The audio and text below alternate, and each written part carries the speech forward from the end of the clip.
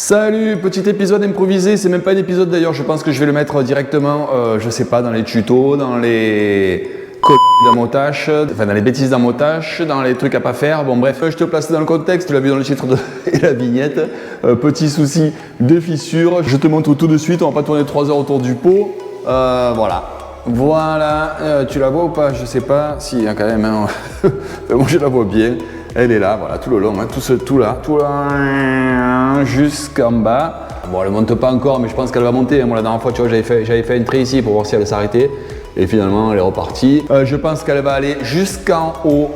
C'est la première fois que je fais du fermacell. Donc, première chose que je me suis dit, c'est putain, c'est pas possible. Qu'est-ce qu'il y a, ça va pas ce produit, qu'est-ce que c'est ce bazar, etc., etc. Du coup, j'ai tout vérifié. Là, parce que je te rappelle que j'en ai partout, là. J'ai tout ce pan de mur là.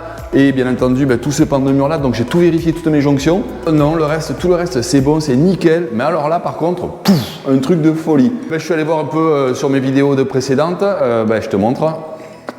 Voilà. Tellement j'ai galéré, en fait, tu te rappelles, pour mettre la plaque, il fallait que je la fasse passer dessous, etc., etc. J'en ai oublié de coller. Donc, j'ai pas collé les plaques entre elles. Du coup, tu parles. Ça a besoin d'être vissé ou quoi, hein, ça travaille. Paf, ça a pété. Voilà, donc ça me gonfle, vraiment. Je suis dégoûté parce qu'en fait, j'avais tout lissé, j'avais tout mis beau, tout ça. Mais d'un autre côté, je suis rassuré, entre guillemets, parce que je me dis que finalement, c'est une bêtise que j'ai faite. Et donc c'est pas un défaut du matériau, donc déjà ça c'est une bonne chose. Maintenant par contre, ce que je vais faire, je peux pas la démonter pour la recoller, hein, pour la coller. Donc du coup j'ai réfléchi, qu'est-ce que je fais? Je réenduis par-dessus, etc. Alors après autre chose, hein, la bonne nouvelle aussi entre guillemets, c'est que là, normalement je te rappelle que de ce côté, tout ça, on est au-dessus de la plaque de cuisson. Là il y aura la plaque de cuisson. Donc on a prévu au final, au départ on devait mettre un miroir. Qui fait toute la largeur en fait, hein, qui passe entre les deux fenêtres, qui monte jusqu'au plafond, qui descend jusqu'au plan de travail. Donc cette fissure on la verra pas, mais ça m'embête de me dire qu'il y a une fissure derrière. Donc je suis allé voir un peu sur internet ce qui se passait au niveau de Fermacell. Il y a deux choses, soit ils mettent une bande de papier comme pour du placo classique, soit ils mettent de la bande d'armée.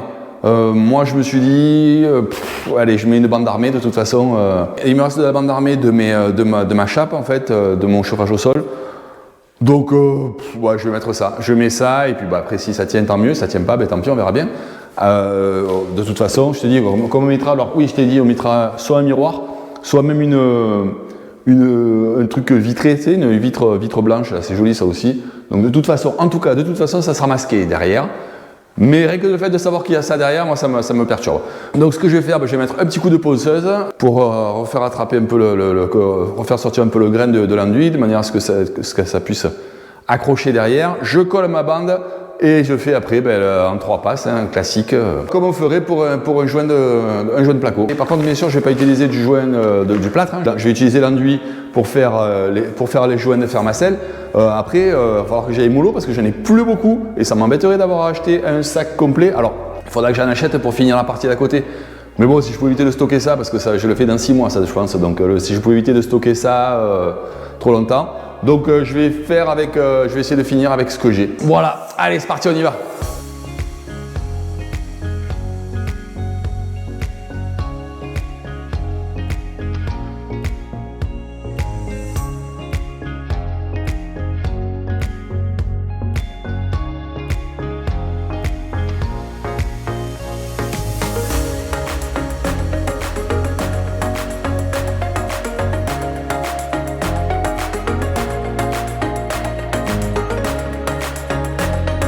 Voilà, du coup j'ai mis la bande d'armée, je l'ai appliqué avec l'enduit à joint.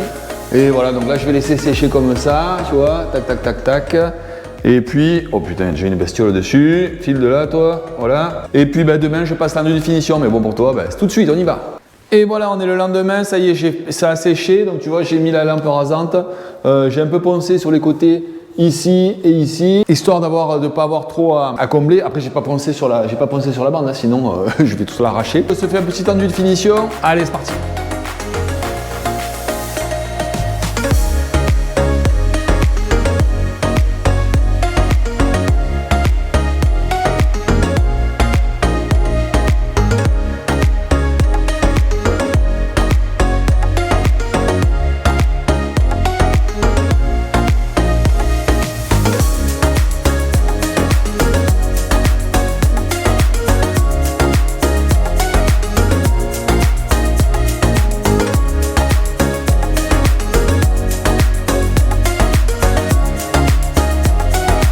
Bon voilà, ça y est, c'est bon, j'en suis enfin venu à bout de cette fissure, donc avec ma bande fibrée et enduit par-dessus. Du coup, je suis assez satisfait de moi. Bon après, je sais pas comment j'aurais pu faire autrement, hein, de toute façon. Le tort que j'ai eu, c'est de ne pas mettre en fait la bande directement avant. Parce que de toute façon, j'aurais pas pu coller, hein, vu que je l'ai rentré comme ça et comme ça. Quand tu colles, en fait, il faut rentrer comme ça. Moi, je voulais qu'elle passe sous le profilet de la fenêtre. Donc du coup, ça pouvait pas se coller correctement. Bref, donc tout est bien qui finit bien. Enfin presque, parce que je te montre juste un truc. À la lampe rasante, j'ai encore pas mal de marques. En plus, mon platoir, qui était trop vieux, il est tout marqué, donc il m'a fait encore pas mal de marques. Mais de toute façon, ça maintenant, tant pis, je le laisse comme ça, parce que finalement, j'ai bien regardé, hein, j'ai bien étudié encore tout mon enduit, et il y a des endroits vraiment, ça me va pas, ça me va pas. Ça me va pas, ça me fait quand même si bon, c'est nickel, hein, l'enduit pour faire ma selle, je pense que ça peut être pas mal. Une fois que ce sera peint, comme je ne suis pas sûr que ce sera efficace et comme je n'ai pas de recul dessus, parce que moi je ne l'ai jamais fait hein, avec cet enduit là de Fermacell, donc je voudrais repasser une couche. Le problème c'est qu'en fait il sèche trop vite moi cet enduit de Fermacell. J'arrive pas à le travailler. Là, je voudrais faire un ratissage complet finalement de mon mur, mais ça sèche trop vite. Donc, ce que je vais faire, je vais le faire avec du tout près cachet bleu, l'enduit de lissage en fait classique, mais qui sèche beaucoup plus lentement et qui va me permettre moi d'arriver à mieux ratisser parce que bon. J'arrive pas moi, je suis pas assez bon on va dire, hein, pas assez rapide, j'ai pas le coup de main qu'il faut pour arriver à exploiter au mieux l'enduit de Fermacell. J'arrive à faire quelque chose de pas mal, mais je voudrais mieux en fait.